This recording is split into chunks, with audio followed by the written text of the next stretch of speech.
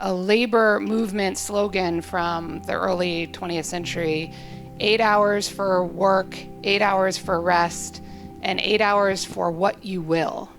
And I thought that phrasing, what you will, was really interesting for a couple of reasons. One is, they didn't say play or leisure or anything else. It was self-deterministic. It was about control and agency and self-determination. And I think that's a really important element to keep in mind here about the role that AI plays, not just in work, but in our lives.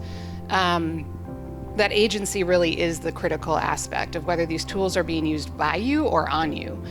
And the second thing I thought was really interesting was this idea that it wasn't just about the 8 hours of work. It was about the full 24 hours in a worker's day. And of course, a worker is a human being first and foremost. And the idea that the labor movement at that time, which was wildly successful, I would say, was using a message that was holistic is really important. And so I think when we talk about what does AI mean for workers, we need to also think about what that larger context is and not just focus on like the narrow sort of economic labor market aspects of that, but what this means for human dignity and life and liberty and freedom.